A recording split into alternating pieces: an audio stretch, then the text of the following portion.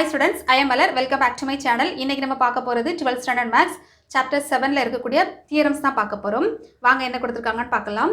ஓகேமா, இந்த வீடியோல நம்ம வந்து மீன் வேல்யூ தியரமோட கான்செப்ட் பார்க்க போறோம்.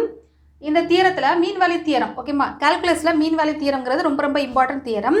அதுல வந்து மூணு டைப்ஸ், நிறைய டைப்ஸ் இருக்குது. அதுல வந்து இம்பார்ட்டன்ட்டா நம்ம சிலபஸ்ல கொடுத்திருக்கிறது மூணு தியரம். அது என்னன்னா இன்டர்மீடியட் மீன் வேல்யூ தியரம், இடைநிலை மதிப்பு தேற்றம், ரோல்ஸ் தியரம், அதாவது ரோல்ஸ் மீன் வேல்யூ தியரம், தமிழில் வந்து ரோலின் தேற்றம், அப்புறம் லெக்ராஞ்சஸ் மீன் வேல்யூ தியரம், லெக்ராஞ்சியின் சராசரி மதிப்பு தேற்றம். இந்த வீடியோவில் நம்ம வந்து இன்டர்மீடியட் மீன் வேல்யூ தியரம் மட்டும் தான் பார்க்க போகிறோம்.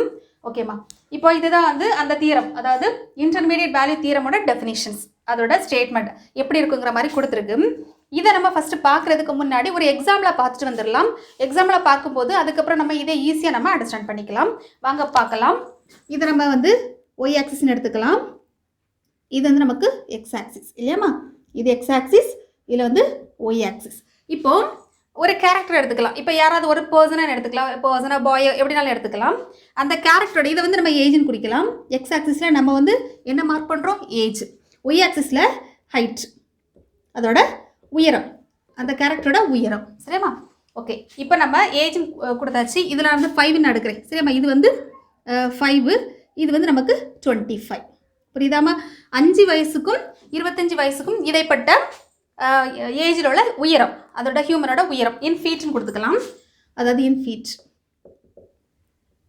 ஓகேம்மா, இன் ஃபீட். ஓகே, இப்போ ஸ்டார்டிங் பாயிண்ட் நான் எங்கே எடுக்கிறேம்மா, இந்த இடத்துல இருக்கிறேன். சரியா? இந்த 5 வயசில் உயரம் வந்து எவ்வளோ எடுத்துக்கலாம், ஒரு 3 ஃபீட்னு எடுத்துக்கலாமா? ஓகேவா? இது வந்து உயரம் வந்து 3 ஃபீட். அதுவே வந்து 25 வயசில் எவ்வளோ இருக்கும், அப்ராக்சிமேட்டடாக ஒரு 6ன்னு எடுத்துக்கலாம். சரியாம்மா? ஒரு 6ன்னு எடுத்துக்கலாம். நான் இந்த இடத்த எடுக்கிறேன். ஓகேவா?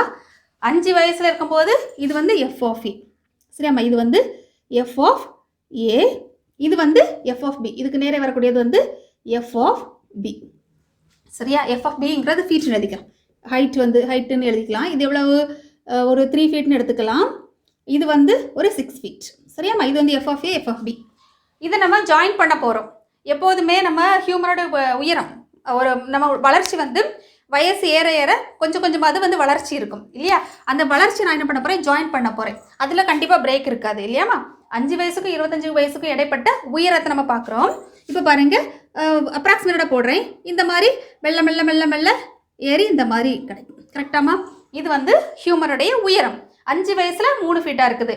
ஸோ இந்த மாதிரி குறிப்பிட்ட இது இடைப்பட்ட வயசு என்ன வரும், 6லேருந்து 20 வரைக்கும் வரும் இல்லையா? இந்த இடைப்பட்ட உயரம் நம்ம குறிச்சிருக்கோம். இப்போது எனக்கு வந்து அதாவது 5 ஃபீட்டாக இருக்கும்போது அவங்களுடைய வயசு என்னங்கிறது எனக்கு தெரியணும். அப்படி நம்ம எப்படி மார்க் பண்ணுவோம், 5 ஃபீட்னா இந்த இடத்துல வருமா, 3 4 5 வைப்பேன்.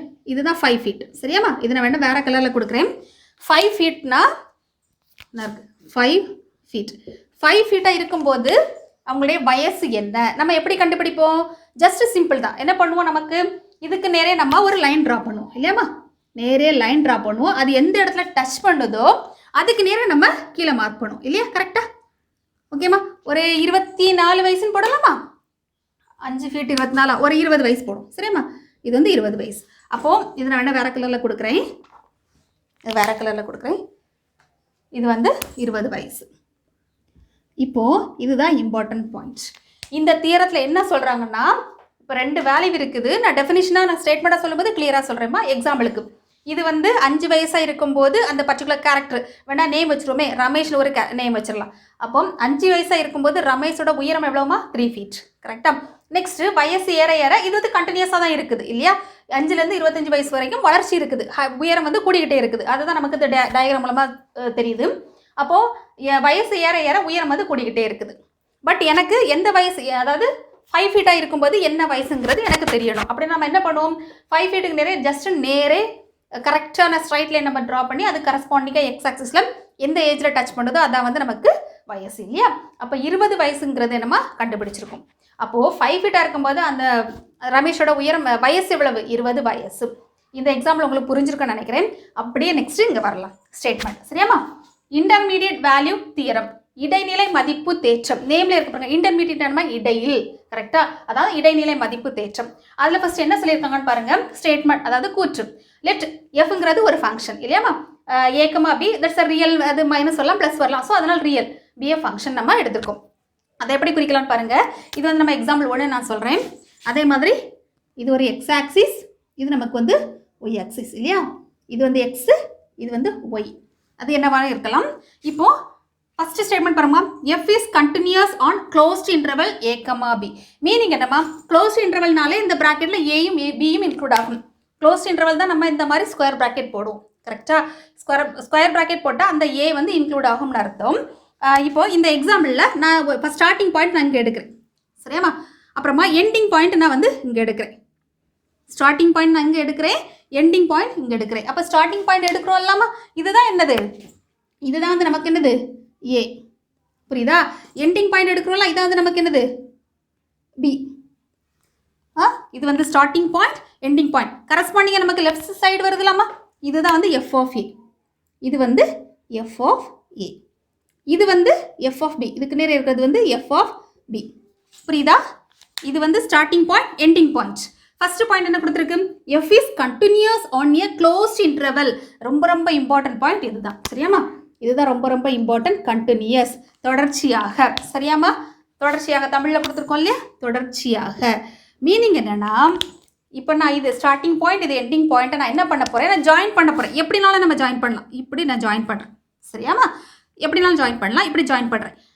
தொடர்ச்சியாக நம்ம கண்டினியூஸாக மீனிங் என்னன்னா, இங்கே ஸ்டார்ட் பண்ணி நான் அந்த மார்க்கரை நான் ரிமூவ் பண்ணவே இல்லை.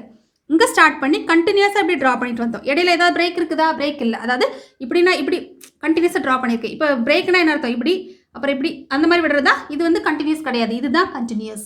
புரியுதாமா. தொடர்ச்சியாக நம்ம வரைகிறது தான் continuous.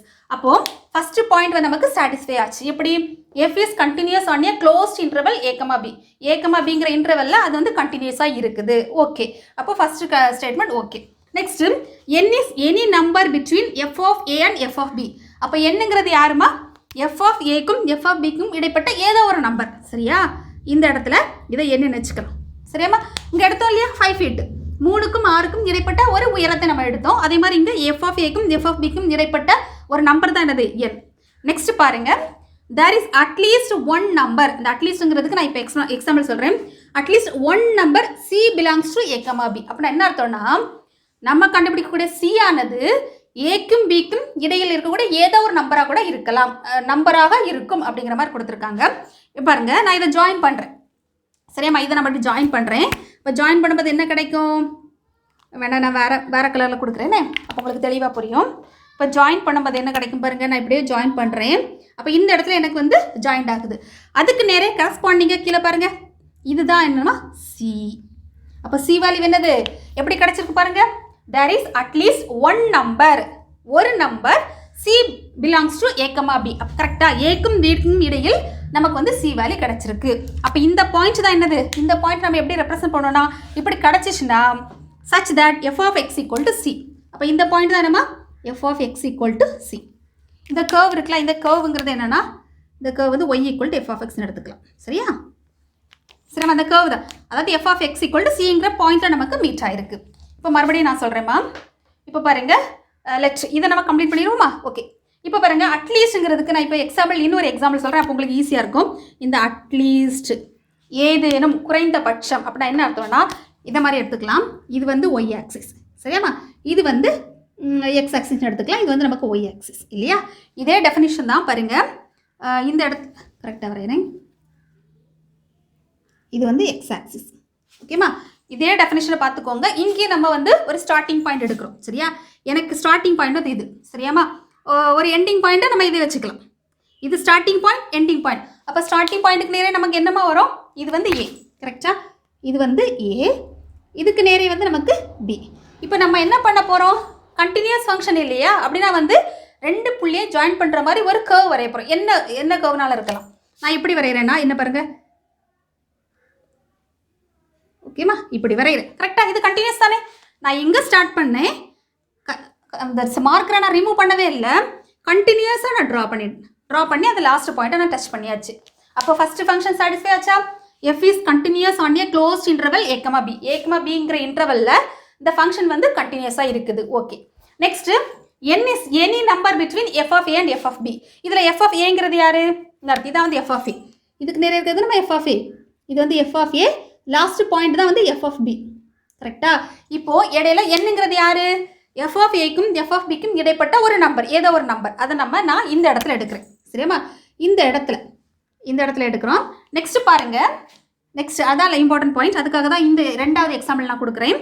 there is at least important point, there is at least one number c belongs to a comma b.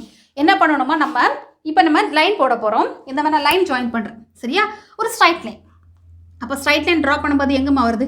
இப்போ பாருங்கள், நல்லா கவனிச்சுக்கோங்க. இந்த இடத்துல எந்த இடத்துலலாம் பாயிண்ட் டச் ஆகுது? இந்த இடத்துல டச் ஆகுதா? இந்த இடத்துல டச் ஆகுதா? இதை வேணா ஓகே, இதை வேணா இப்படி வளைச்சி போடுறேன். அப்போ உங்களுக்கு தெளிவாக புரியும். கரெக்டு தான். அதில் இப்படி போடுறேன், இப்படி வரையிறேன்மா. ஓகே. இப்போ இந்த இடத்துல டச் ஆகுது பாருங்கள். இப்போ ஜாயின் பண்ணியிருக்கோம். என்னிலேருந்து ஒரு ஸ்ட்ரைட் லைன். ஓகேவா? அப்போது இந்த இடத்துல டச் ஆகுதா? இந்த இடத்துல டச் ஆகுது, இந்த இடத்துல டச் ஆகுது, இந்த இடத்துல கிட்டத்தட்ட 1 2 3 4 5 5 இடத்துல நமக்கு டச் ஆகிருக்கு. சரியாம்மா? 5 இடம் நான் போடுறேன் பாருங்க. இது 1, இது வந்து C1, இதுக்கு நேரே வருது C2, இதுக்கு நேரே வருது C3, இதுக்கு நேரே வருது C4, இதுக்கு நேரே வருது C5. புரியுதாமா? அப்போ எத்தனை நமக்கு கிடச்சிருக்கு? 5 ஃபங்க்ஷன் கிடச்சிருக்கு, 5 கான்ஸ்டன்ட் கிடச்சிருக்கு. அதுதான் அட்லீஸ்ட். ஏதாவது ஒன்று கூட நம்ம எடுத்தால் போதும். புரியுதா? there is at least one number, ஏதாவது ஒரு நம்பர். இப்போ எத்தனை நமக்கு கான்ஸ்டன்ட் கிடச்சிருக்கு? 5 கான்ஸ்டன்ட் கிடச்சிருக்கு. இந்த பாயிண்ட் என்னது? இதில் எழுதி போடுறேன். இந்த பாயிண்ட் என்னன்னா f of x equal to c1. இந்த பாயிண்ட் வந்து f of x equal to c2.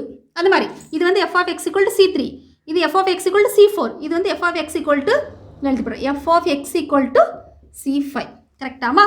அப்போ நமக்கு 5 கான்ஸ்டன்ட் கிடச்சிருக்கு. ஆனால் நிறைய மெனி கான்ஸ்டன்ட் கிடைச்சாலுமே அட்லீஸ்ட் எனி ஒன், கண்டிப்பாக ஏதாவது ஒரு கான்ஸ்டன்ட் வந்து இந்த ஃபங்க்ஷனில் டச் ஆகும்.